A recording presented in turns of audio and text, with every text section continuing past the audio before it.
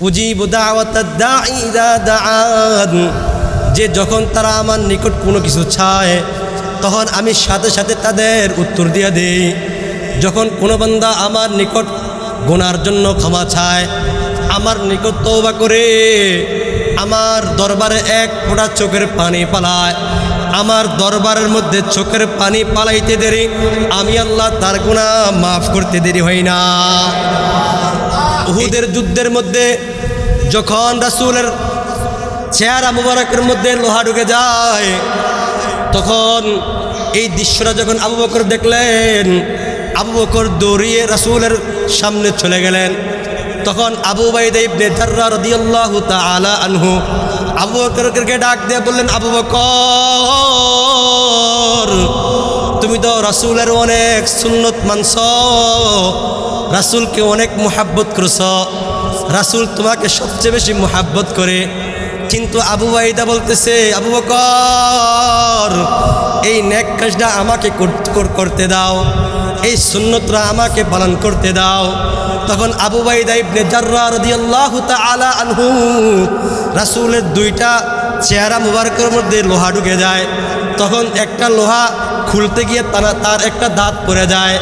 তখন তিনি দ্বিতীয়বার আবার খুলতে গিয়ে আবার দ্বিতীয়বার তার দাঁত পড়ে যায়।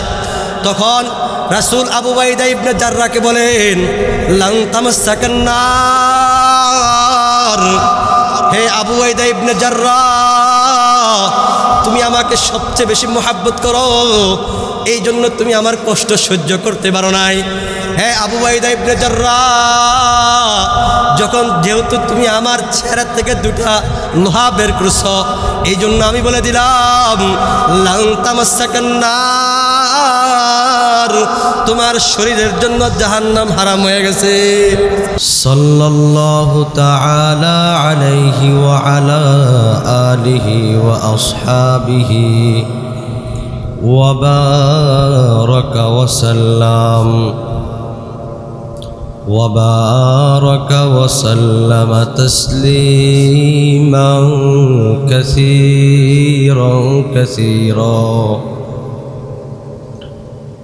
أما بعد فأعوذ بالله من الشيطان الرجيم. بسم الله الرحمن الرحيم. قل إن كنتم تحبون الله فاتبعوني يحببكم الله ويغفر لكم ذنوبكم والله غفور رحيم. وقال النبي صلى الله عليه وعلى آله وسلم لا يؤمن أحدكم حتى أكون أحب إلي من والده وولده والناس أجمعين. وقال عليه الصلاة والسلام रुखसार से बरका का जरा फर्द उठा दूं, रुखसार से बरका का जरा फर्द उठा दूं, लिल्लाही मुझे हुस्न खुदा दाद दिखा दूं, लिल्लाही मुझे हुस्न खुदा दाद दिखा दूं. ऐ बहर करम सदक़ हुसैन इब्ने अली का, ऐ बहर करम सदक़ हुसैन इब्ने अली का, प्यासा हूँ मुझे शरबत दीदार पिला दूँ, प्यासा हूँ मुझे शरबत दीदार पिला दूँ. मैं दूर हूँ मजबूर हूँ ऐ सैयदी आलम, मैं दूर हूँ मजबूर हूँ ऐ सैयदी आलम दीदार दिखाते नहीं आवाज़ सुना दूँ दीदार दिखाते नहीं आवाज़ सुना दूँ। अल्हम्दुलिल्लाह আল্লাহ তাআলার দরবারে অগণিত প্রশংসা যে মহান আল্লাহ তাআলা আমাদেরকে মাগরিবের নামাজ আদায় করে ইসলাহুল মুসলিমিন যে সংগঠন আজকের যে আয়োজিত মজলিসের মধ্যে আসার বসার তৌফিক দান করেছেন, এই জন্য মহান রব্বে কারীমের কাছে আমরা দিল খুলে শুকরিয়া আদায় করি। আলহামদুলিল্লাহ। আল্লাহ সকলকে দ্বীনের জন্য কবুল করেন না, আল্লাহ সকলকে দ্বীনের জন্য কবুল করেন না, বরং আল্লাহ যাকে পছন্দ করেন তাকেই দ্বীনের জন্য কবুল করেন। আপনাদের মহল্লার মধ্যে যদি যেই পরিমাণ মানুষ আছে সবাই যদি মসজিদে আসে জায়গা ধরবে? জায়গা ধরবে? ধরবে না। এক একজন পরিবারের মধ্যে 4 থেকে 5 জন করে ব্যক্তি আছে, লোক আছে ঘরের মধ্যে। সবার উপরে কি নামাজ ফরজ না? আল্লাহ কি সকলের উপর নামাজ ফরজ করেছেন না?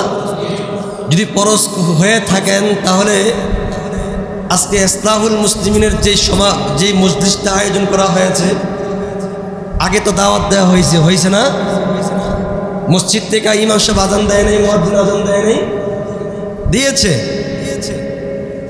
আল্লাহু আকবার বলে তাদেরকে ডেকেছে, সবাই সেই ডাকের সাড়া দেয় নাই। কেউ দোকানের মধ্যে সময় নষ্ট করছে, কেউ রাস্তার মধ্যে আড্ডা দিয়ে সময় নষ্ট করছে, কেউ আজে বাজে সময়গুলো নষ্ট করছে। এই জন্য আল্লাহ আমাদেরকে যাচাই কইরা বাছাই কইরা যাকে সবচেয়ে বেশি মহাব্বত করেন, যাকে সবচেয়ে বেশি ভালোবাসেন, আল্লাহ তাদেরকে যাচাই কইরা এই মজমার মধ্যে আসার তৌফিক দান করেছেন। এই জন্য দিল খুইলা বলি আল্লাহু আকবার। আল্লাহ আমাদের সকলকে দ্বীনের জন্য কবুল করেন, বলেন আমিন। মৃত্যু পর্যন্ত চেষ্টা করবেন নামাজটা চালায়া যাওয়ার জন্য। রাসূল তো বলছেন আউয়ালু মা ইউহাসাবু বিহিল আবদু ইয়াউমাল কিয়ামাতিস সালাহ, যে কিয়ামতের দিন সর্বপ্রথম বান্দার নামাজের কি হবে? হিসাব হবে। আগে নামাজের হিসাব, তারপর অন্য কিছুর হিসাব। আগে কিসের হিসাব? নামাজের হিসাব, তারপর অন্য কিছুর হিসাব। আগে নামাজের হিসাব নিতে হবে। নামাজের হিসাব দিতে দিতে আমাদের জান শেষ। এই মাসটা হলো রাসূলের দুনিয়াতে আগমনের সময়, আগমন করার মাস। রাসূল দুনিয়ার মধ্যে আগমন করছেন 12 রবিউল আউয়াল সোমবার দিন। কি দিন? কেউ বলেন সোমবার, কেউ বলেন 571, কেউ বলেন 572। এটার মধ্যে বহুত একতলাপ আছে। সবচেয়ে ঐক্য, সব ইমামদের ঐক্যমত হলো যে 12 রবিউল আউয়াল সোমবার দিন। এই দিনে রাসূল দুনিয়াতে আগমন করেছেন, আবার এই দিনে দুনিয়াতে মৃত্যুবরণ করেছেন। তাহলে ওই দিনটা সবচেয়ে বড় মহাব্বতের দিন ছিল। রাসূলকে মহাব্বত করতে চাই কি আমরা? চাই না? রাসূলের মহাব্বত থাকলে তো আপনি উম্মত, তাই না? রাসূলের মহাব্বত অন্তরের মধ্যে পয়দা করতে হবে। রাসূল কি বলে গেছেন, আমরা কি করছি? রাসূলের সুন্নাত কয়জনে মানতেছি দেখেন তো আপনি নিজের শরীরের দিকে তাকান। রাসূল টুপি পরতেন কিনা? পরতেননি? সবাই একটু কথা বলবেন। রাসূল টুপি পরতেন কিনা? লম্বা জুব্বা পরতেন কিনা? মেসওয়াক করতেন কিনা? রাসূল মেসওয়াক করতেন, সব কিছু করতেন। রাসূলের সুন্নাত সব কিছু রাসূল করতেন, কিন্তু আমরা রাসূলের সব কিছু করছি কিনা দেখেন তো আপনি। আপনার শরীরের মধ্যে রাসূলের সব কিছু আছে কিনা? এটাই রাসূলের ভালোবাসা। মুখে বললে হবে না, অন্তর থেকে রাসূলকে ভালোবাসতে হবে। অন্তর থেকে রাসূলকে ভালোবাসতে হবে। রাসূলের দুরূদ বেশি বেশি আপনি সময় পান না। সাল্লাল্লাহু আলাইহি ওয়াসাল্লাম, সাল্লাল্লাহু আলাইহি ওয়াসাল্লাম, সাল্লাল্লাহু আলাইহি ওয়াসাল্লাম, সাল্লাল্লাহু আলাইহি ওয়াসাল্লাম। আপনি হাঁটতেছেন, দুরূদ পড়েন না, সমস্যা আছে? রাসূলের দুরূদ পড়েন না। কসম খোদার, যদি আপনার মুখ দিয়ে যদি রাসূলের দুরূদ বের হয় সাল্লাল্লাহু আলাইহি ওয়াসাল্লাম পড়া যদি মারা যান, সঙ্গে সঙ্গে আপনি জান্নাতে যেতে পারবেন। কিসের মুহাব্বতে? রাসূলের মুহাব্বতে। রাসূলের মুহাব্বত মানতে হবে। এই মাসটার মধ্যে রাসূল জন্মগ্রহণ করছেন। আল্লাহ রাসূল বলেন, কুল ইন কুনতুম তুহিব্বুনাল্লাহ।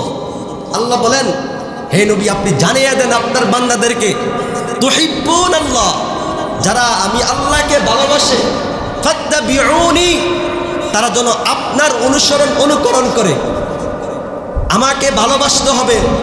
আল্লাহ বলছেন আমাকে ভালোবাসার পর যারা আমাকে ভালোবাসবে তারা যেন আপনার অনুকরণ করে। ইউহবিবুকুমুল্লাহ, যদি আপনার অনুকরণ করে তাহলে আমি আল্লাহ তাদেরকে, ওই বান্দাদেরকে কি করব? মুহাব্বত করব। ওয়ায়াগফির লাকুম যুনুবাকুম, এবং আমি আল্লাহ এই মুহাব্বতের কারণে, আপনার অনুসরণের কারণে আমি আল্লাহ তার সব গুনাহ মাফ করে দেব। আর জোরে বলেন না সুবহানাল্লাহ। আল্লাহ রাসূল বলেন, লা ইউমিনু আহাদুকুম হাত্তা আকুনা আহাব্বা ইলাইয়া মিন ওয়ালিদিহি ওয়া ওয়ালাদিহি ওয়ান নাসি আজমাইন।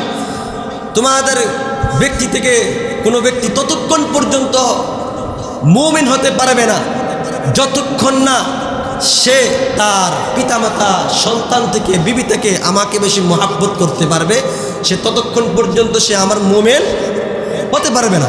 কে বলছেন? রাসূল বলছেন। কে বলছেন? রাসূল বলছেন। তাই নাকি আমার সন্তান থেকে, আমার পিতামাতা থেকে সবচেয়ে বেশি মহাব্বত করতে হবে কাকে? রাসূলকে। কাকে? রাসূলকে। রাসূলের হাদিস, রাসূলের কোরআনে, আল্লাহ তাআলা কোরআনে বলে দিচ্ছে মহাব্বত করতে হবে আল্লাহকে, রাসূলকে, দুজনকে মহাব্বত করতে হবে। মহাব্বত মুখ দ্বারা হবে না। এখন কিছু ফিতনা বের হয়েছে। 12 রবিউল আউয়ালের মধ্যে আপনারা কোনো হাদিস দলিলের মধ্যে নাই। যেদিন 12 রবিউল আউয়াল সেদিন আপনি রাসূলের জন্য নফল নামাজ পড়েন, রাসূলের জন্য রোজা রাখেন, রাসূলের জন্য আপনি মুহাব্বত তৈরি করে আপনি সুন্নত পালন করেন। আল্লাহ রাসূল বলছেন, ওই দিন আমার যেহেতু জন্মগ্রহণ, আমাকে বেশি বেশি স্মরণ করো, আমার দুরূদ বেশি বেশি পড়ো। রাসূল বলে যায় নাই তুমি ফিকা বাড়া কইরা তুমি জশ্ন জুলুস পালন করার জন্য, যেই জশ্ন জুলুস ফিকার মধ্যে নারীবাজি হয়, যেটার মধ্যে গান বাজনা হয়, যেটার মধ্যে অশ্লীল কাজ হয়, আপনি কোনো দেখাইতে পারবেন গান শোনা কি জায়েজ নাকি না জায়েজ? এই জায়েজ নাকি না জায়েজ? আপনাদেরকে বলেন গান শোনা কি, গান বা খাওয়া কি নাকি জায়েজ না না জায়েজ? তাহলে রাসূলের যেদিন আগমন করেছেন ওই দিন কি ফিকা বাড়া কইরা জশ্ন জুলুস পালন করার জন্য গান বাজা হারানো জায়েজ নাকি হারাম? কি হবে? হারাম না? তাইলে আমাদের সমাজের মধ্যে কি করছে? মানে কি, মানে মুখে রাসূলকে ভালোবাসে, অন্তর থেকে না ভাই, অন্তর থেকে না। সারা বছর আপনি সারা বছরের মধ্যে একদিন রবিউল আউয়াল পালন করলেন, রাসূলের মুহাব্বত আপনি মুখেই পালন করলেন, গান বাজনা করলেন, ঢোল বার করলেন, আর সারা বছর আপনি রাসূলের মুহাব্বত আপনি অন্তরের মধ্যে ভালোবাসলেন না। এটা সবচেয়ে বড় বন্দামি, ঠিক কিনা ভাই? সারা বছর মসজিদে আইসা রাসূলের সুন্নত পালন করে না, আল্লাহকে একবারও ডাকে না, শুধু 12 রবিউল আউয়াল বছরে একবার আপনি গান বাজনা করতেছেন, দুনিয়ার মধ্যে সবাইকে দেখাই দিতেছেন যে আপনি রাসূলকে মুহাব্বত করেন। এটা বুঝে হলো? এটা কখনো হতে পারে না, এটা কখনো হতে পারে না। রাসূলকে মুহাব্বত অন্তর থেকে করা যায়। সাহাবীরা রাসূলকে কি পরিমাণ ভালোবাসেন, সাহাবীরা রাসূলকে কি পরিমাণ ভালোবাসেন, নিজের জান থেকে বেশি ভালোবাসেন সাহাবীরা।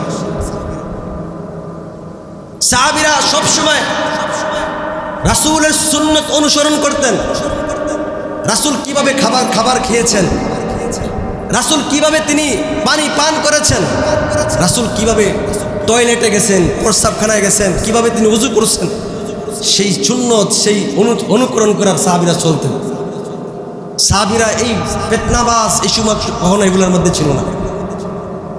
সবসময় রাসূলের সুন্নত মোতাবেক চলতে হবে। একবার হযরত হুযায়ফা ইবনে ইয়ামান রাদিয়াল্লাহু তাআলা আনহু তিনি পারস্যের সম্রাটের নিকট গেছেন। তখন ছিল হযরত ওমরের শাসনামলে, ওমর ফারুক রাদিয়াল্লাহু তাআলা আনহুর শাসনামলে। হুযাইফা গেছে, সেখানে বাদশাহ বলতেছে, হুযাইফা তোমার নাম কি? বলতেছে আমার নাম হুযাইফা ইবনে ইয়ামান রাদিয়াল্লাহু তাআলা আনহু। তুমি যে আমার নিকট সিটি নিয়ে আসছো, আমি তো সঙ্গে সঙ্গে সিটি খুলে দেখি না, এরকম পারচা নিয়ে গেছে যে আমি তো এরকম পারচা সঙ্গে সঙ্গে আমি খুলে দেখি না। কোনো মেহমান যদি আমার দরবারে আসে তাহলে তাদেরকে আমি আগে কিছু খাওয়াই বা তাদেরকে আপ্যায়ন করি, তারপর আমি সিটিটা খুলে দেখি। হুযাইফা ইবনে ইয়ামান রাদিয়াল্লাহু তাআলা আনহু তিনি বলতেছেন একটা শর্ত আছে, সবাই কথাটা শুনবেন। বলছেন যে একটা শর্ত আছে, যে শর্তটা কি? যে আপনি আমাকে দস্তরখান বিছিয়ে খাবার বিছিয়ে দিতে হবে। সুবহানাল্লাহ বলবেন না? আপনার রাজ দরবারে আমাকে দস্তরখান বিছাইয়া খাবার দিতে হবে, তাহলে আমি খাবো, অন্যথায় খাবো না। তখন বাদশাহ মেনে গেছে, ঠিক আছে হুযাইফা তুমি দস্তরখান বিছিয়ে খাবার খাইবা। তখন সম্রাটের মন্ত্রীরা সবাই টেবিলের উপর খাবার খায়। হুযাইফা ইবনে ইয়ামান রাদিয়াল্লাহু তাআলা আনহু দস্তরখান বিছিয়ে খাবার খাইতেছে। খাবার খাওয়ার সময় একটা ভাত নিচে বইরা গেছে। মন্ত্রীর থেকে টেবিল থেকে একজন ওইটা বলতেছে, মন্ত্রী হুযাইফা তুমি তো আরবের সব কিছু দুলুচ্ছদ করে দিচ্ছ, আরবের মান সম্মান সব দুলুচ্ছদ করে দিচ্ছ। এই যেই জায়গায় আসছো, যেই সম্রাটের জায়গায় আসছো, এটার মধ্যে গায়েবে খাজানা, টাকা পয়সা, খাবার টাবারের অভাব নাই, তুমি কেন ভাত নিচের থেকে তুলে খাইলা? তখন হুযাইফা ইবনে ইয়ামান রাদিয়াল্লাহু তাআলা আনহু দাঁড়ায় গেছেন, দাঁড়ায় বলতেছেন, এই বেআকবের দল, তোমরা মন্ত্রী হইছো, আকল নাই, আকল নাই। রাসূল তোমাদেরকে এটা শিখাই দিয়ে গেছে? আমাদের রাসূল আমাদেরকে বলে গেছে যে যখন কোনো দস্তরখান বিছিয়ে খাইবা, যদি কোনো ভাত নিচে পড়া যায় সেই ভাত তুলে খাইবা। রাসূলের সুন্নত সাহাবীরা কিভাবে পালন করত?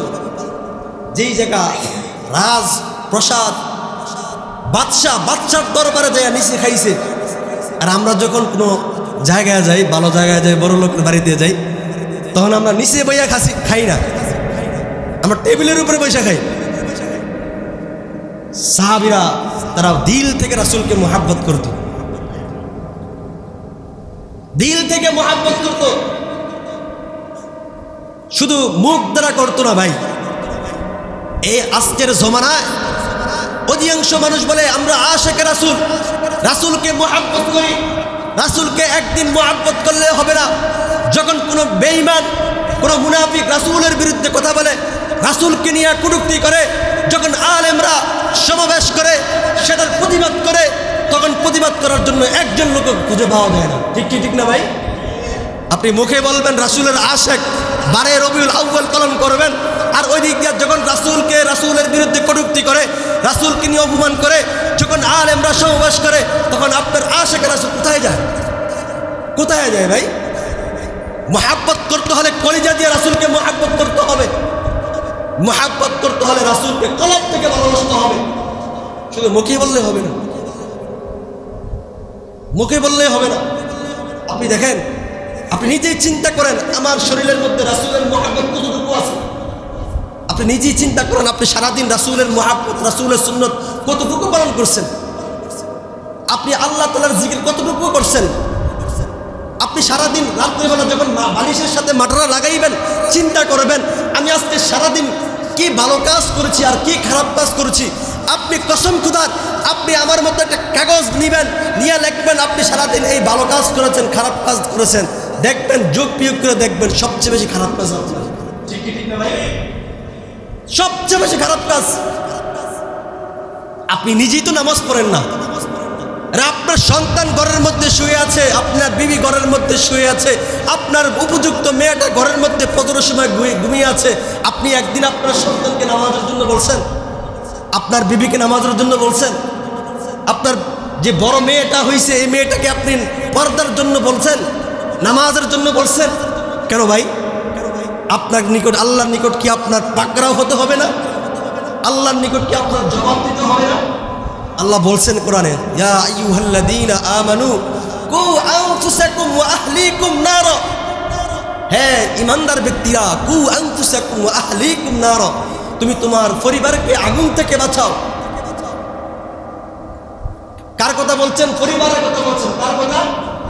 আপনি নিজেই হাজী সাহেব, আপনি নিজে 5 ওয়াক্ত নামাজ আদায় করেন, আপনি মসজিদের সভাপতি হন, সেক্রেটারি হন, আপনার ঘরের মধ্যে আপনি মসজিদের 5 ওয়াক্ত নামাজের জন্য আপনার সন্তানকে ডাকতে হবে। আসার সময় ঘুম থেকে উঠে আসার সময় বিবিকে ঘুম থেকে জাগ্রত করেন, আপনার মেয়েটাকে আপনি ঘুম থেকে জাগ্রত করেন, আপনার ছেলেটাকে আপনি ঘুম থেকে জাগ্রত করেন। আপনার সন্তান কেন ফজরের সময় উঠতে পারছে না? আপনি তাহকিক করে দেখেন, আপনার সন্তান একটা পর্যন্ত মোবাইলের মধ্যে উলঙ্গ নাচ চাচ্ছে। ঠিক কি ঠিক না ভাই? আপনার সন্তান 12টা 1টা পর্যন্ত মোবাইলের মধ্যে উলঙ্গ নাচ চাচ্ছে, খারাপ কিছু দেখছে, এই জন্য আপনার সন্তান 1টা 2টা পর্যন্ত ঘুম যাইতে পারে না। ফজরের সময় যখন আপনি নামাজের জন্য ডাকলেন তখন আপনার সন্তান ঘুম থেকে উঠতে পারে না। ভাই হিসাব দিতে হবে না?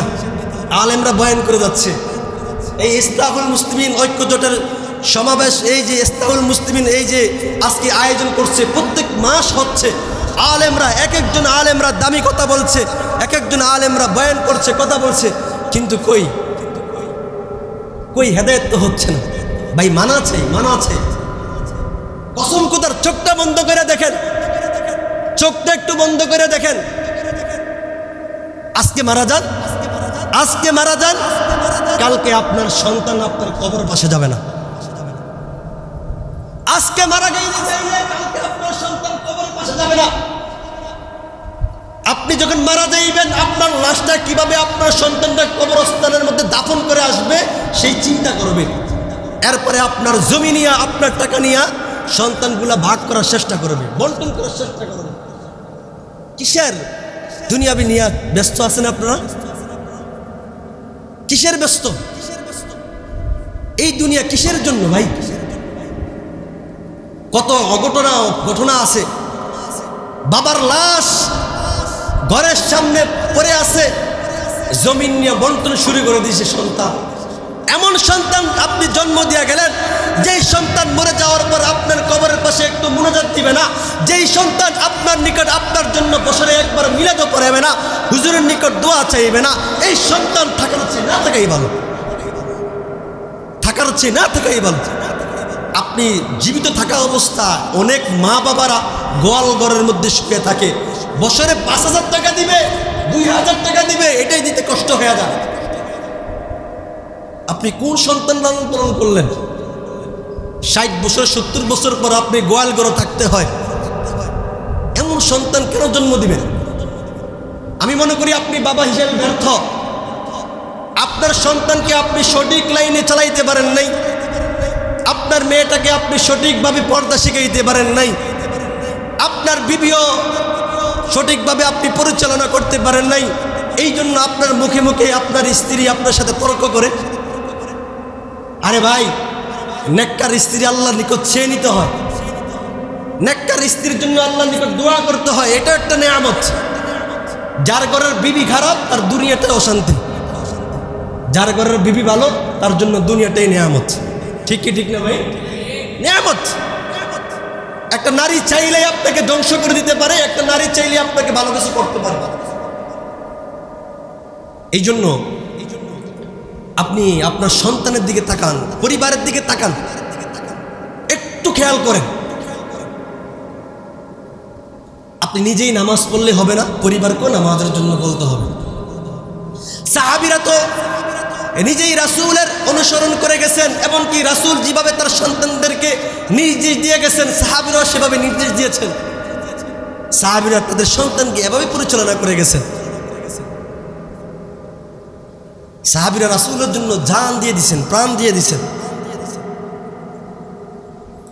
অনেক কষ্ট করেছেন।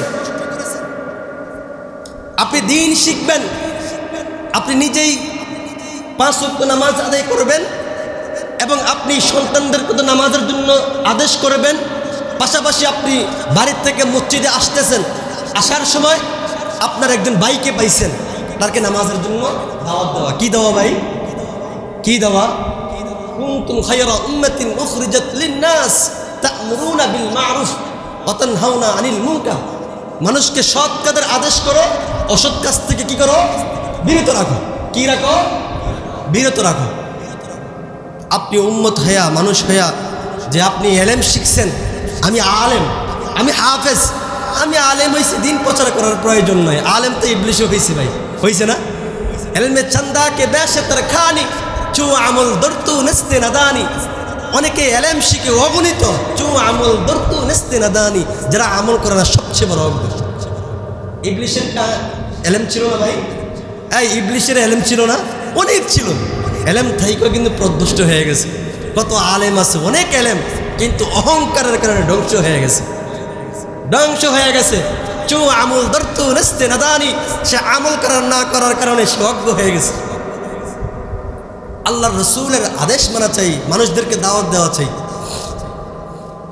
হযরত রহমতুল্লাহ কিনারি রহমতুল্লাহ আলাই অনেক বড় একজন আল্লাহর ওলি ছিলেন, অনেক বড় একজন আলেম ছিলেন।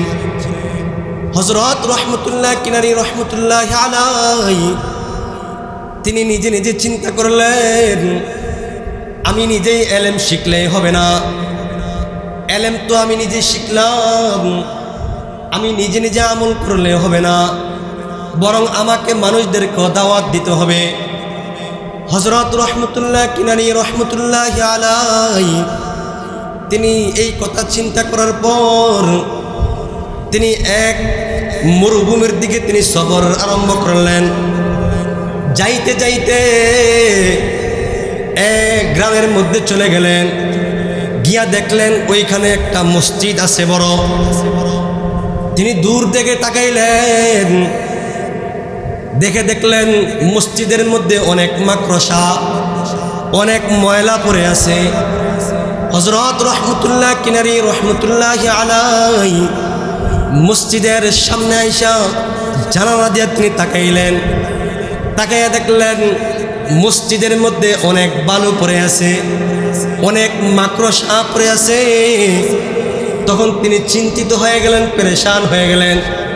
হাইরে, এমন একটা বড় এলাকা, এমন একটা বড় গ্রাম, যে গ্রামের মধ্যে এত বড় মসজিদ থাকা সত্ত্বেও, মানুষ থাকা সত্ত্বেও এই মসজিদের মধ্যে এত ধুলাবালি। তিনি চিন্তা পেরেশান হয়ে গেছেন। হযরত রহমতুল্লাহ কিনারি রহমতুল্লাহ আলাই তিনি সামনে যাইয়া কয়েকজন যুবক ভাইকে পাইছেন। যুবক ভাইদেরকে জিজ্ঞাসা করেন, হ্যাঁ যুবক ভাই, তোমাদের এলাকার মধ্যে কি মানুষ নাই যে মসজিদের মধ্যে নামাজ পড়বে? যুবক ভাইরা ডাক দিয়া বলে, হে হুজুর, আমাদের এলাকার মধ্যে সবাই মুসলমান, সবাই নামাজ পড়তে আগ্রহ, কিন্তু আমাদের গ্রামের মধ্যে একজন বড় বাদশাহ আছে, যে বাদশাহ সে যদি নামাজ পড়ে তাহলে পুরা এলাকার মানুষরা নামাজ পড়বে, আর সে যদি নামাজ না পড়ে তাহলে কেউ নামাজ পড়বে না।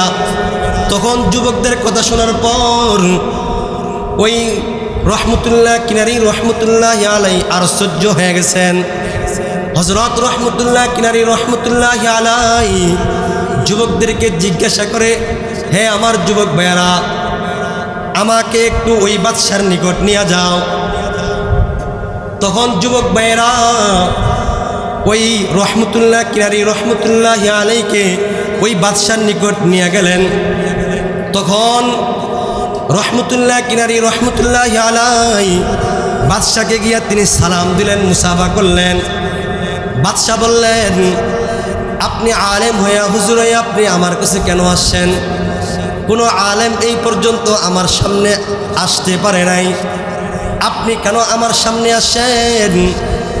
রহমতুল্লাহ কিনারি রহমতুল্লাহ আলাই তার অন্তরটা নরম হইয়া বাদশাকে ডাক দিলেন, বাদশাহ, আমি আপনার নিকট কিছু চামু, আপনি যদি আমাকে দেন তাহলে আমি অনেক খুশি হব।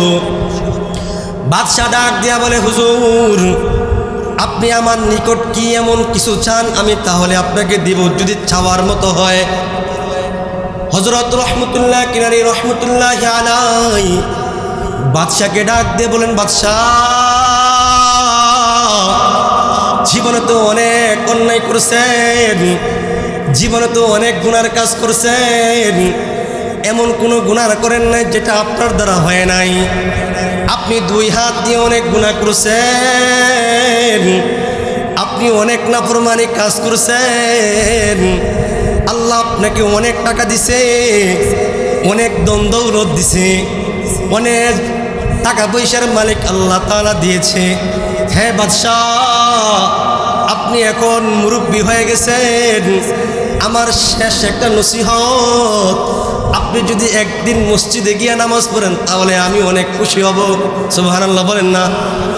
আপনি যদি একদিন গিয়ে মসজিদে নামাজ পড়েন আমি অনেক খুশি হব। তখন বাদশাহ তিনি চুপ কইলেন, একটু পর বললেন, ঠিক আছে আমি হ্যাঁ যাব, কিন্তু আমি ওযু করা ছাড়া মসজিদে যাব। তখন রহমতুল্লাহ কিনারি রহমতুল্লাহ আলাইহি বাদশাকে এই দাওয়াত দেওয়ার পর তিনি মসজিদে চলে আসেন। মসজিদে আইসা তিনি মসজিদের সব কিছু পরিষ্কার করছেন। পরিষ্কার করার পর 2 রাকাত নফল নামাজ পড়ে আল্লাহর নিকট দোয়া করে, আল্লাহ আমি আপনার নিকট অনেক কিছু চাইছি, কখনো আপনি আমাকে ফিরিয়ে দেন নাই, কখনো আপনি আমাকে মাহরুম করেন নাই। আমি আপনার নিকট একটা কিছু শেষ পর্যন্ত চাচ্ছি। আমি এমন একটা এলাকার মধ্যে আসছি আল্লাহ, যে এলাকার মধ্যে যেই বাদশাহ নামাজ পড়লে সবাই নামাজ পড়বে। আল্লাহ আপনি ওই বাদশার অন্তরটাকে নরম করে দেন। এই দোয়া ওই বাদশার অন্তরের মধ্যে লেগে গেছে। সুবহানাল্লাহ বলেন না?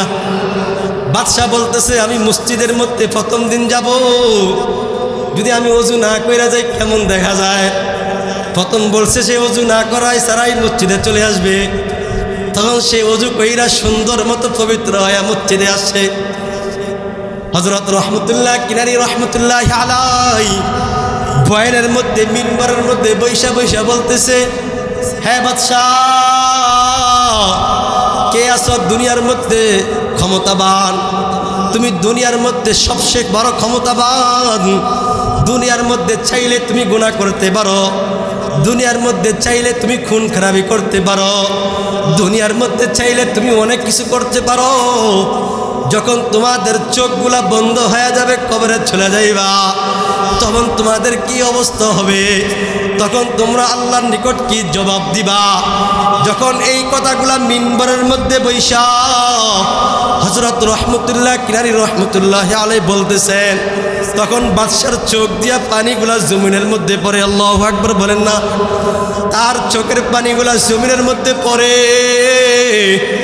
এই বাদশাহ নসিহত হই না, যখন রহমতুল্লাহ কিনারি রহমতুল্লাহ আলাইহি নামাজ শেষ করলেন, নামাজ শেষ কইরা যখন বসছেন, রহমতুল্লাহ কিনারি রহমতুল্লাহ আলাইহি তার দিকে তাকাইছেন।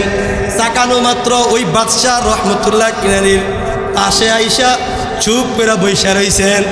একটু পর তার চোখ দিয়ে জমিনের মধ্যে পানি ভরে।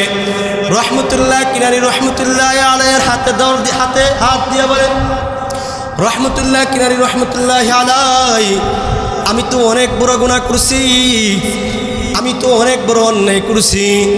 আপনি তো সকল থেকে শুনলেন, আপনি একটু আমার তওবার ব্যবস্থা করে দেন। আল্লাহর নিকট যেভাবে তওবা করলে আল্লাহ কবুল করবে সেই তওবাটা ব্যবস্থা করে দেন। রহমতুল্লাহ কিনারি রহমতুল্লাহ আলাইহিকে বলেন, আপনি আমাকে একটু তওবার ব্যবস্থা করে দেন। হযরত রহমতুল্লাহ কিনারি রহমতুল্লাহ আলাইহি বাদশাকে বলেন, বাদশাহ আপনি 2 রাকাত নামাজ নফল নামাজ আদায় করার পর আল্লাহর নিকট একটু তওবা করেন, আল্লাহর নিকট একটু গুনার জন্য আপনি ক্ষমা চেয়ে নেন। ওই বাদশাহ 2 রাকাত নফল নামাজ আদায় করার পর আল্লাহর নিকট 2টা হাত তুলে দিছে। আল্লাহ এই যে 60 বছর 70 বছর আমি জীবনটা পাইলাম, এই 60 বছর 70 বছরে আমি কখনো আপনার ইবাদত করি নাই, কখনো মসজিদে আসি নাই। আমার কারণে অনেকগুলা ভাই যুবকগুলা অনেকে নামাজ পড়তে পারে নাই, আমার কারণে আপনার অনেকগুলা বান্দা নামাজ আদায় করে নাই। আল্লাহ আপনার গায়বী খাজানা অনেক বড়, আপনি আমাকে ক্ষমা করে দেন। আল্লাহ তো নিজেই কোরআনের মধ্যে বলেছেন, وإذا سألك عبادي عني فإني قريب أجيب دعوة الداعي إذا دعان فليستجيبوا لي وليؤمنوا بي لعلهم يرشدون আল্লাহ তাআলা নিজেই ডাক দিয়ে বলেন, হে আল্লাহর রাসূল, যখন আপনার নিকট আমার কোনো বান্দা আমার সম্পর্কে জিজ্ঞাসা করবে, উজিবু দাওয়াতাদ দাঈ ইযা দাআন, যে যখন তারা আমার নিকট কোনো কিছু চায় তখন আমি সাথে সাথে তাদের উত্তর দিয়ে দেই। যখন কোনো বান্দা আমার নিকট গুনার জন্য ক্ষমা চায়, আমার নিকট তওবা করে আমার দরবারে এক ফোঁটা চোখের পানি পালায়, আমার দরবারের মধ্যে চোখের পানি পালাইতে দেরি, আমি আল্লাহ তার গুনাহ মাফ করতে দেরি হয় না। এই জন্য ক্ষমা চাইব কার কাছে? ক্ষমা চাইব কার কাছে? দুনিয়ার কোনো ব্যক্তির কাছে চাইব কিনা? দুনিয়ার কোনো ব্যক্তি কোনো দেওয়া দিতে পারবে না, একমাত্র আল্লাহ সব কিছু দিতে পারবে, ঠিক কি ঠিক না? তাহলে আল্লাহর নিকট ক্ষমা চাইব তো ইনশাআল্লাহ, রাসূলের মুহাব্বত অন্তরে ফয়দা করব তো ইনশাআল্লাহ। সাহাবীরা রাসূলকে কি পরিমাণ মুহাব্বত করতেন! উহুদের যুদ্ধের মধ্যে একটা ঘটনা বলে শেষ করে দিব। উহুদের যুদ্ধের মধ্যে যখন রাসূলের চেহারা মুবারকের মধ্যে লোহা ঢুকে যায়, তখন এই দৃশ্যটা যখন আবু বকর দেখলেন, আবু বকর দৌড়িয়ে রাসূলের সামনে চলে গেলেন। তখন আবু উবাইদা ইবনে জাররাহ রাদিয়াল্লাহু তাআলা আনহু আবু বকরকে ডাক দিয়ে বললেন, আবু বকর, তুমি তো রাসূলের অনেক সুন্নত মানছ, রাসূলকে অনেক মুহাব্বত করছ, রাসূল তোমাকে সবচেয়ে বেশি মুহাব্বত করে।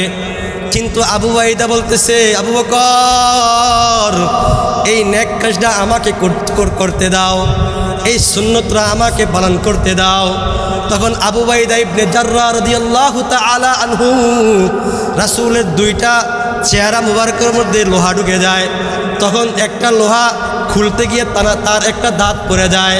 তখন তিনি দ্বিতীয়বার আবার খুলতে গিয়ে আবার দ্বিতীয়বার তার দাঁত পড়ে যায়। তখন রাসূল আবু উবাইদা ইবনে জাররাহকে বলেন, লান তামাসসাকান নার, হে আবু উবাইদা ইবনে জাররাহ, তুমি আমাকে সবচেয়ে বেশি মুহাব্বত করো, এই জন্য তুমি আমার কষ্ট সহ্য করতে পারো নাই। হে আবু উবাইদা ইবনে জাররাহ, যখন যেহেতু তুমি আমার চেহারা থেকে দুটা লোহা বের করছো, এই জন্য আমি বলে দিলাম, লান তামাসসাকান নার, তোমার শরীরের জন্য জাহান্নাম হারাম হয়ে গেছে। আরো জোরে বলেন না সুবহানাল্লাহ। চিন্তা করেন, রাসূলের মুহাব্বতের জন্য আবু উবাইদা ইবনে জাররাহ রাদিয়াল্লাহু তাআলা আনহু তার দুইটা দাঁত হারায় ফেলছে। আর আমরা রাসূলের জন্য কি করি? রাসূলকে আমরা এক বিন্দু পরিমাণও মুহাব্বত করি না। যদি রাসূলকে মুহাব্বত করতাম তাহলে আজকে দুনিয়ার মধ্যে আজকে এত ফাতনা ফাসাদ হতো না, রাসূলকে নিয়ে মানুষ কটূক্তি করতো না, রাসূলকে নিয়ে মানুষ দুই নম্বরে কথা বলতো না। আজকে আমাদের সামনে অনেক মানুষ রাসূলকে নিয়ে গালা বন্ধ করে। আপনার মেম্বারগিরি ছুটে যাবে, আপনার চেয়ারম্যানগিরি ছুটে যাবে, আপনার এলাকার সর্দারগিরি ছুটে যাবে, এই জন্য আপনি বাতিলের বিরুদ্ধে কথা বলেন না। হে ভাই, একদিন আল্লাহর নিকট জবাব দিতে হবে। যদি আপনার অন্তরের মধ্যে রাসূলের মুহাব্বত না থাকে, কিয়ামতের দিন রাসূল তিনি কবর মসজিদের মধ্যে শুয়ে থাকবেন, উম্মতের জন্য কান্না করবেন। আল্লাহ ডাক দিয়ে বলবেন, আমার কলিজার বন্ধু, তুমি কোন মসজিদের মধ্যে সিজদা অবস্থায় কান্না করছো, আজকে তো তোমার খুশির দিন। আল্লাহর রাসূল ডাক দিয়ে বলে, আল্লাহ, আজকে আমার খুশির দিন না, কারণ আমার অনেকগুলো উম্মত আজকে জাহান্নামের মধ্যে যাবে, সেটা আমি রাসূল সহ্য করতে পারবো না, সেটা আমি রাসূল কখনো বরদাস্ত করতে পারবো না। আল্লাহ, আপনি আমার উম্মতদেরকে জান্নাতে নেওয়ার ব্যবস্থা করে দেন। আল্লাহ ডাক দিয়ে বলবে, হে আমার কলিজার বন্ধু, যাও তুমি সিরিয়ালের মধ্যে একটা একটা যাচাই করা বাছাই করা তুমি জান্নাতে নিয়ে যাও। কখন নিয়ে যাবে যখন দেখবে আপনার কপালের মধ্যে সিজদার দাগ, যখন আপনার শরীরের মধ্যে দেখবে রাসূলের সুন্নত, দেখবে আপনার দাঁত একবারে সাদা, আপনি মেসওয়াক করছেন, যখন দেখছেন আপনার মুখের মধ্যে দাড়ি আছে, যদি আপনার মুখের মধ্যে দাড়ি না থাকে, রাসূলের সুন্নত না থাকে, রাসূলের মুহাব্বত না থাকে, আপনি কখনো জান্নাতে যেতে পারবেন না। আপনার শরীর থেকে তখন একটা ঝিকমিক মতো একটা আলো ছড়াইতে থাকবে, ওই আলো দেখা রাসূল একটা একটা কইরা জান্নাতে প্রবেশ করাবেন। এই জন্য রাসূলের মুহাব্বত করতে হবে। কার ভাই? রাসূলের মুহাব্বত মানতে হবে। আর রাসূল যে দিন শিখাই গেছেন, এই দিন থেকে, এই মজমা থেকে আজকে শিক্ষা দিতে চাই যে আপনি নিজেই নামাজ পড়বেন, আপনার ছেলেকেও নামাজের জন্য তাকিদ দিবেন, আপনি নিজেও যাকাত দিবেন, আপনার ছেলেকেও যাকাতের জন্য তাকিদ দিবেন, আপনি নিজেই নামাজ পড়বেন, আপনার বিবিকেও নামাজের জন্য তাকিদ দিবেন, আপনি নিজেও নামাজ পড়বেন, আপনার মেয়েটাকেও নামাজের জন্য তাকিদ দিবেন, আপনার মেয়ে আপনার বিবিকে পর্দার জন্য তাকিদ দিবেন, আপনার মেয়েটাকে পর্দার জন্য তাকিদ দিবেন। আপনি নিজেই না সূরা পড়তে পারেন না, আপনি তাশাহুদ পড়তে পারেন না, মসজিদের ইমাম সাহেব আছে, তার কাছে তাশাহুদ আর সূরা ফাতিহা শিখিয়ে নেন। আপনার মেয়ে কোরআন শরীফ পড়তে পারে না, একজন আলেমাকে দিয়া আপনার মেয়েটাকে কোরআন শিখান। আপনার সন্তানটা কোরআন পড়তে পারে না, আপনার সন্তানটাকে মসজিদের হুজুরের মাধ্যমে কোরআন শিক্ষা দেন। যদি শিক্ষা দিতে পারেন, আপনি যদি আপনার পক্ষ থেকে যদি আপনি এই আদায় করে নেন, তাহলে আল্লাহর নিকট আপনাকে পাকড়াও হতে হবে না। আর যদি আপনার মেয়েকে, আপনার ছেলেকে, আপনার বিবিকে যদি আপনি নামাজ শিক্ষা না দিতে পারেন, পর্দার জন্য তাকিদ না দেন, তাহলে আল্লাহর নিকট আপনাকে পাকড়াও হতে হবে। আল্লাহ বলবে, হ্যাঁ সন্তান, তুমি যে দুনিয়ার মধ্যে নামাজ পড়ো নাই, কেন নামাজ পড়ো নাই? তখন সন্তান ডাক দিয়ে বলবে, আল্লাহ, আমার বাবা আমাকে নামাজের জন্য মসজিদে ডাকে নাই, আমার বাবা আমাকে কখনো তালিম শিক্ষা দেয় নাই, কখনো মসজিদের হুজুরের কাছে কোরআন শিক্ষা দেয় নাই। তখন মেয়েকেও ডাক দিয়ে বলবে, হ্যাঁ মেয়ে, তুমি কেন দুনিয়ার মধ্যে পর্দা করো নাই? তখন বলবে, আল্লাহ, আমার বাবা আমাকে পর্দার জন্য তাকিদ দেয় নাই, আমার বাবা আমাকে কোরআন শিক্ষা দেয় নাই। তখন বলবেন, এই তুমি বাপ হইয়া কেন কোরআন শিক্ষা দিলি না, কেন নামাজের জন্য তাকিদ দিলি না? আয় আয় আয়। তখন আপনাকে জাহান্নামের মধ্যে প্রবেশ করবে। আর যদি আপনি দুনিয়ার মধ্যে আপনার সন্তানকে দিন শিখান, যদি কোরআন শিখান, তাহলে ওই দিন পাকড়াও হতে হবে না। তাহলে কি করতে হবে? আপনি নিজেও নামাজ পড়তে হবে, আপনার পরিবারকে নামাজের জন্য তাকিদ দিতে হবে, আদেশ করতে হবে। আপনার পক্ষ থেকে আপনাকে যথেষ্ট চেষ্টা করতে হবে। আপনি যদি চেষ্টা করেন, আপনি যদি নসিহত করেন, তাহলে আল্লাহর নিকট আপনাকে আর কি হতে হবে না? পাকড়াও হতে হবে না। কি হতে হবে না? পাকড়াও হতে হবে না। আল্লাহ মাফ করে দিবে ওই দিন, যে তোমার পক্ষ থেকে তুমি চেষ্টা করছো, প্রচেষ্টা করছো তোমার সন্তানের জন্য, তুমি তোমার সন্তানকে লাইনে নিতে পারো নাই। আর যদি আপনি যদি চেষ্টা না করেন, তাহলে আল্লাহর নিকট পাকড়াও হতে হবে। এখনকার জমানার মধ্যে সবচেয়ে বড় বেশি ফিতনা হলো বাবা মায়ের কারণে। কারণ বাবা মা যদি নামাজ না পড়ার কারণে আজকে সন্তানগুলো নামাজ হচ্ছে না, নামাজ পড়ছে না। আল্লাহ রাসূল তো বলেন, কুল্লু মাউলুদিন ইউলাদু আলাল মিল্লাহ ফাআবাহু ইউহাউবিদানিহি আও ইউনাসসিরানিহি আও ইউশাররিকানিহি। প্রত্যেকটা সন্তান ইসলামের উপর জন্মগ্রহণ করে, ফাআবাহু ইউহাউবিদানিহি আও ইউনাসসিরানিহি আও ইউশাররিকানিহি। হয়তো আপনার কারণে, বাবা মায়ের কারণে হয়তো ছেলেটা খ্রিস্টান হয়ে যায়, নাসারা হয়ে যায়, বৌদ্ধ হয়ে যায়, মুশরিক হয়ে যায়। বাবা মায়ের কারণে। বাবা মা নামাজ পড়ে না, বাবা মা দাড়ি রাখে না, বাবা মা কখনো সে কোরআন শিক্ষা নিজে করে নাই, সন্তানদেরকে দেয় নাই। এই জন্য বাবা মায়ের কারণে সন্তানগুলো কী হয়ে যায়? পথভ্রষ্ট হয়ে যায়। এই জন্য পথভ্রষ্ট হয়ে যায়। আপনি চেষ্টা করেন আপনার সন্তানকে, যেই গ্রামের মধ্যে আপনার সন্তান, যেই গ্রামের মধ্যে আপনার সন্তান, যে গ্রামে দেখবেন যেই সন্তান খারাপ কাজ করে, যেই সন্তান বিড়িখোর, যে সন্তান মদ খায়, গাঁজা খায়, ওই সন্তানের সাথে আপনার সন্তানকে মিশতে দিয়েন না, চলতে দিয়েন না। কসম খুদার, যদি আপনি চলতে দেন, তাহলে আপনার সন্তানও বিড়িখোর হবে, মদখোর হবে, গাঁজা হবে। ঠিক কি ঠিক না ভাই? ঠিক ঠিক, একবারে ঠিক। যেই ছেলেটা গ্রামের মধ্যে নামাজ পড়ে, মসজিদের মধ্যে বসে থাকে, ওই সন্তানের সাথে চলতে দেন, দেখেন আপনার সন্তান কিছু শিখতে পারবে। আপনার সন্তানকে মসজিদের হুজুরের কাছে ধরাইয়া দেন, আসরের পর থেকে মাগরিব পর্যন্ত হুজুরের সাথে চলবি। আলহামদুলিল্লাহ আপনাদের হুজুরের তেলাওয়াত শুনে আমি অবাক। আমরা যখন হেফজখানায় পড়াই, মাদ্রাসা আমরা চালাই, তখন ওস্তাদ রাখতে দিয়া বা ওস্তাদের যখন হুজুরের যখন মুখশ করা, তখন ওই কেরাতের সুর হুজুরের মধ্যে শুনলাম আমি। চমৎকার তেলাওয়াত করে হুজুরে, চমৎকার তেলাওয়াত করে আপনাদের হুজুরে দেখলাম। হুজুরের কাছে শিক্ষা দেন আপনার সন্তানকে, সঠিক কোরআনটা শিক্ষা দেন। আপনি মুরব্বী হয়ে গেছেন, শরম করে না, লজ্জা নাই, লজ্জা নাই ভাই, দিন শিক্ষার মধ্যে কোনো লজ্জা নাই, কোনো লজ্জা নাই। আপনি হুজুরের কাছে বলেন সূরা ফাতিহা পারি না, হুজুর আপনাকে শিখাই দিবে, শিখাইতে বাধ্য। আপনি তাশাহুদ পারেন না, আপনি সূরা পারেন না, হুজুরকে শোনান, হুজুর আমি তাশাহুদ পারি না, আমি কিছু পারি না, আমার একটা শিক্ষা দেন। আপনাদের হুজুরকে শিক্ষা দিবে না? হ্যাঁ দিবে না। হুজুরকে আপনাদের জন্য রাখছেন না, দিন শিখার জন্য তো রাখছেন, তাই না? শরম পায় লাভ নেই ভাই, শরম পায় লাভ নেই। মরলে কি জবাব দিবেন? মরলে কি জবাব দিবেন? একবার কি নিজের দিকে চিন্তা করছেন যে আমি মারা যাওয়ার পর আমার কি অবস্থা হবে? আল্লাহর কিছু কি জবাব দিবেন? কি জবাব দিবেন ভাই? একবার আমার মাদ্রাসার টয়লেট পরিষ্কার করবো, আমি টয়লেট মানে আমি খনন করবো সাক্ষী বসানোর জন্য। আমি নিজেই মানে কোনো কাজের লোক নেই, আমি নিজে নামিয়ে গেছি, দেখলাম যে মাটির নিচে কি পরিমাণ যে গরম, গরমের কারণে আমার পুরো শরীর সিদ্ধ হয়ে গেছে। তখন আমার ওইখানে দাঁড়ায় দাঁড়ায় আমার চোখ দিয়ে পানি চলে আসছে। একটা টয়লেটের জায়গা খনন করবো, এখানেই আমার এই অবস্থা, তাহলে আল্লাহর দরবারে ওই যে কবরের মধ্যে আমার কি অবস্থা হবে? কবরের মধ্যে আমার কি অবস্থা হবে? কবরের মধ্যে নামার পর এই মাটির নিচে আমার কি অবস্থা হবে? কি অবস্থা হবে? আমরা বৃষ্টি পর্ব দেখে ঘরের মধ্যে কত কিছু করি, যত ছিদ্র আছে ছিদ্রগুলো মেরে দেই, কত কিছু করি থাকার জন্য।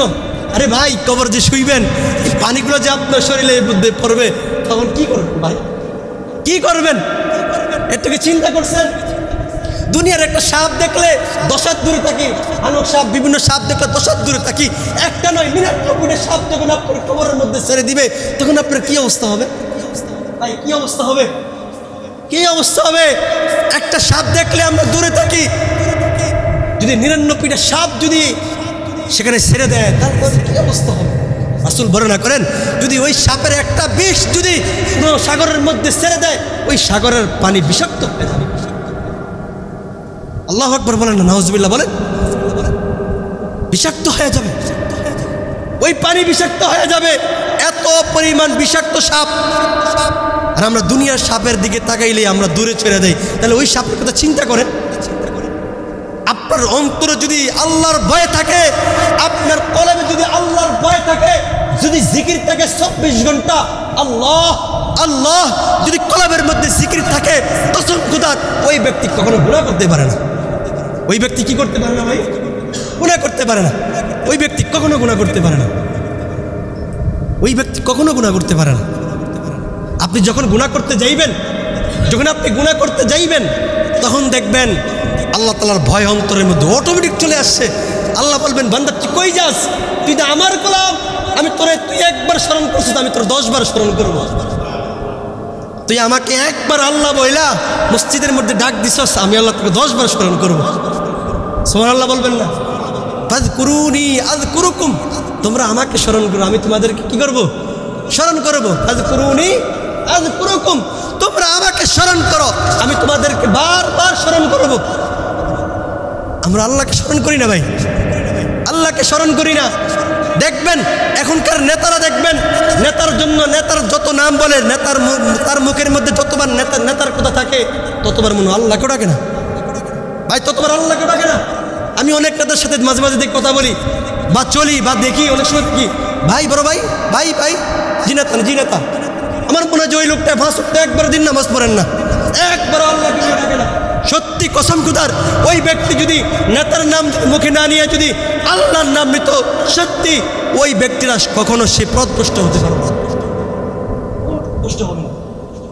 কখনো পথভ্রষ্ট হবে না ভাই। আমাদের মুখে আল্লাহ নাম নাই ভাই, আল্লাহ নাম এক ব্যক্তিও নাই, এক ব্যক্তিও নাই। দেখেন না ভাই, আপনার সামনে আপনার আগে পরে কত ভাই চলে গেছে, কত ভাই চলে গেছে। আপনার আগে আপনার ছেলে চলে গেছে, আপনি বাপ হইয়া আপনার দাড়িগুলো সাদা হয়ে গেছে, সাদা মুরব্বী হয়ে গেছেন, কিন্তু আপনার সন্তান চলে গেছে আপনার আগে। আসার একটা সিরিয়াল থাকে, যাওয়ার সিরিয়াল থাকে না ভাই। যাওয়ার সিরিয়াল থাকে না, যাওয়ার সিরিয়াল থাকে না। এমনও সময় আছে বাবা সন্তানের লাশ লয়ে গেছে, সন্তানের লাশ লয়ে গেছে। এই দুনিয়াটা ক্ষণস্থায়ী ভাই, দুনিয়াটা ক্ষণস্থায়ী।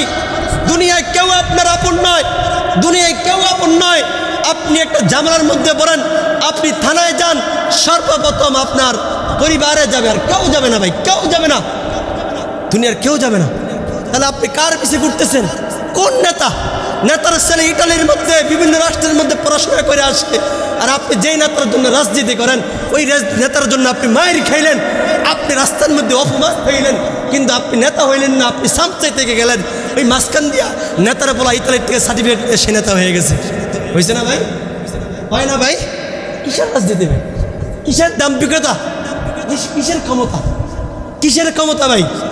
আজকে আমরা যদি দিনটা, যদি প্রকৃত দিন, যদি আমরা যদি নামাজ, যদি মসজিদের মধ্যে নিজে নামাজ পড়া, যদি এলাকার মধ্যে যদি আসরের পরে দাওয়াত দেয়, আজকে আলে হুজুর নেই, হুজুর অসুস্থ, হুজুর চলে গেছে, আপনারা ফরজন মিল্লা আপনি গ্রামের মধ্যে বের হয়ে যান, যেই দোকানের মধ্যে চায়ের আড্ডা হয়, জিনার আড্ডা হয়, টিভি চলতেছে, ওই দোকানের মধ্যে চলে যান, 5 জন গিয়া বলেন ভাই এটা কোনো আড্ডা খানার জায়গা না ভাই, এটা আড্ডা জানার জায়গা না। আল্লাহ রাসূল তো নিজেই বলছেন আহাব্বুল বিলাদি ইলাল্লাহি মাসাজিদুহা ওয়া আবগাদুল বিলাদি ইলাল্লাহি আসওয়াকুহা। আল্লাহ রাসূল নিজেই বলছেন এই বাজার, এই দোকান, সবচেয়ে বড় নিকৃষ্ট জিনিস, সবচেয়ে বড় ভালো জিনিস হলো মসজিদ। মসজিদ হলো উত্তম জায়গা, আর সবচেয়ে খারাপ জায়গা হলো বাজার আর দোকান, যেখানের মধ্যে আড্ডাবাজি হয়, নারীবাজি হয়, যেখানের মধ্যে সবচেয়ে বেশি গীবত হয়। ভাই হয় কেউ হয় না? সবচেয়ে বেশি গীবত কোথায় হয় ভাই? চা দোকানের মধ্যে, চা দোকানের মধ্যে সবচেয়ে বেশি খারাপ কাজ হয়। অমুক ঘরের মধ্যে 2টা বাচ্চা হয়েছে, অমুক ঘরের মধ্যে তালাক হয়ে গেছে, অমুক ঘরের মধ্যে সে বিড়ি ঘর, সে অমুক ঘরের মধ্যে সে এত টাকা সুদ লাগায়। ভাই এটা জায়গা না, এটা জায়গা না। সবচেয়ে বড় খারাপ জায়গা হলো মসজিদ, আর সবচেয়ে উত্তম জায়গা মসজিদ, সবচেয়ে খারাপ জায়গা বাজার আর দোকান। আপনি শুধু এতটুকু দাওয়াত দেন, এই দাওয়াত দেন, আপনি মসজিদের মধ্যে দেয়া বা নামাজ পড়া, আপনি শুধু এই মহল্লার মধ্যে 5 জন মিলা দাওয়াত দেন। দাওয়াত দিবেন তো ইনশাআল্লাহ? এই সব দাওয়াত ইনশাআল্লাহ। আপনি পড়তে পারেন, আপনি ব্যস্ত, একটু নামাজের জন্য দাওয়াত দিবেন মানুষদেরকে।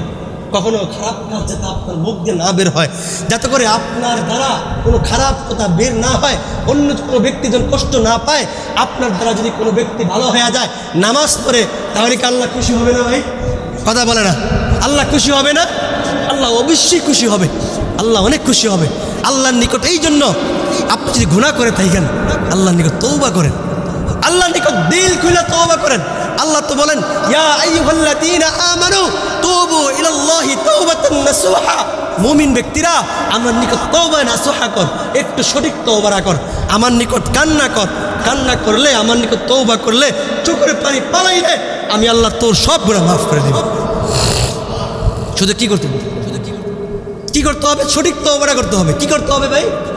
সঠিক তওবা করতে হবে। আপনি সঠিক তওবা করেন, দেখবেন আল্লাহ আপনার তওবা কবুল করে নেবে। আরে ভাই কত জিনাখোর, মদখোর, আল্লাহ তাআলা নাফরমান ব্যক্তিরা আল্লাহর নিকট শেষ সময় এসে তওবা করছে, আল্লাহ সঙ্গে সঙ্গে মাফ করে দিয়েছে।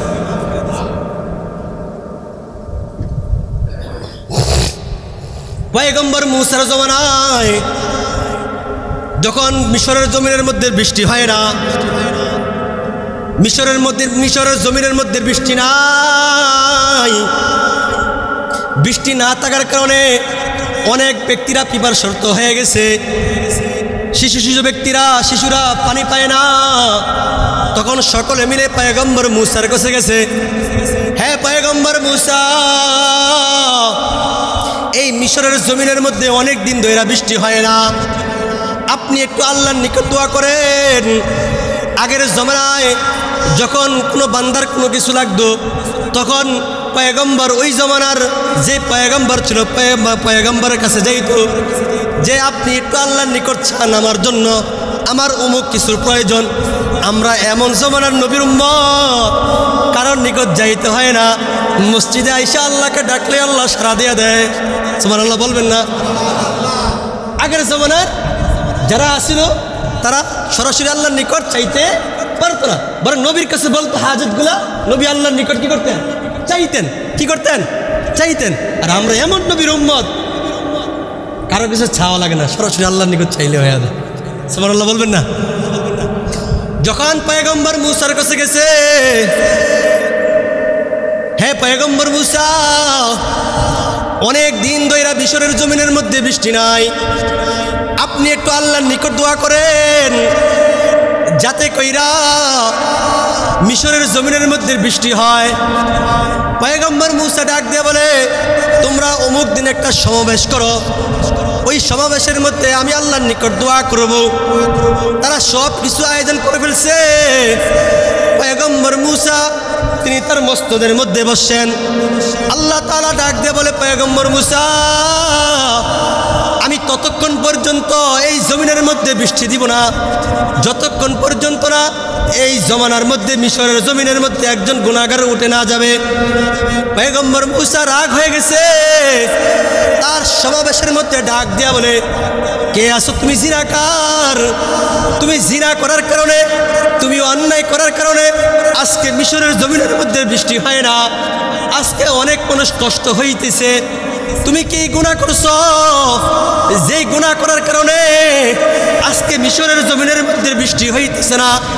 তুমি এই জমিন থেকে উঠে যাও, এই জমিন থেকে, এই এলাকা থেকে তুমি চলে যাও। তখন ওই জিনাকার সমাবেশের মধ্যে বসে রয়েছেন। জিনাকার একবার ডানের দিকে তাকায়, আরেকবার বামের দিকে তাকায়, আরেকবার আল্লাহর দিকে তাকায়। আল্লাহর দিকে তাকায় বলে, হে মালিক, হে আল্লাহ, আমি জীবনে অনেক গুনাহ করছি, আমি জীবনে অনেক অন্যায় করে ফেলছি, আমি জীবনে অনেক বড় গুনাহ করে ফেলছি। আমি দরজা বন্ধ কইরা কি গুনাহ করছি কেউ জানে না। আমাকে মানুষ দেখলে চেয়ারটা ছেড়ে দিত, মানুষ আমাকে কত সম্মান করত, মানুষ যখন আমাকে রাস্তা দিয়ে যাইতাম তখন আমাকে সালাম দিত। আল্লাহ, আমি যদি এই জমিন থেকে, এই সমাবেশ থেকে উড়ে যাই, মানুষ বলবে এই যে সর্দার শেষ জিনাকার, তার জিনা করার কারণে আজকে মিশরের জমিনের মধ্যে বৃষ্টি হয় নাই, আমি অসম্মান হয়ে যাব। আল্লাহ, আপনি আমাকে ক্ষমা করে দেন, আমি অনেক গুনাহ করছি, আপনি আমাকে তওবাটা কবুল করে নেন, আপনি আমাকে মাফ করে দেন। তার চোখের পানিগুলো জমিনের মধ্যে পড়তেছে। জমিনের মধ্যে পড়তে দেরি আল্লাহ বলেন, তোর জীবনের সব গুনাহ মাফ করে দিলাম। যখন তার গুনাহ সবগুলা মাফ হয়ে গেছে, মাফ হওয়ার সাথে সাথে মিশরের জমিনের মধ্যে বৃষ্টি পড়া আরম্ভ হয়ে গেছে। তখন পয়গম্বর মুসা আল্লাহকে ডাক দিয়ে বলে, হে আল্লাহ, আপনি তো বলছেন এই মিশরের জমিনের মধ্যে বৃষ্টি দিবেন না, তাহলে এই মিশরের জমিনের মধ্যে কেন বৃষ্টি হইল? আল্লাহ বলেন, পয়গম্বর মুসা রে, আমার নিকট এমন একটা বান্দা ছিল যে গুনাহ করছে, গুনাহ কইরা আমার নিকট ক্ষমা চাইছে। আমার নিকট ক্ষমা চাওয়ার কারণে আমার আল্লাহর অনেক মায়া, আমার নিকট তওবা করার কারণে, চোখের পানি পালানোর কারণে আমি আল্লাহ তার সব গুনাহ মাফ করে দিছি। আরো জোরে বলেন না সুবহানাল্লাহ। সবাই আল্লাহর নিকট তওবা করবেন তো ইনশাআল্লাহ।